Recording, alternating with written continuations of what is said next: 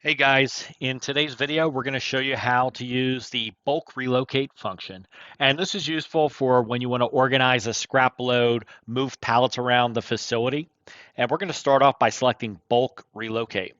This is going to open up the scan location section. You can either scan a barcode of the location you're in, or you could do an easy search. Like in this case, we're going to move it to outbound lane 1. Now we're going to start off, you'll move up to the different labels, and as you scan, it'll do a move directly from, the camera acts as a scanner. So you just move it into the range of the barcode, and it'll pick it up.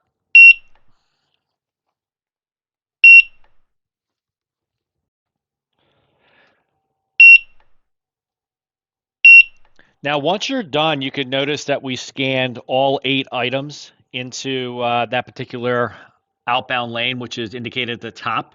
You just have to hit relocate 8 and hit relocate, and you're done.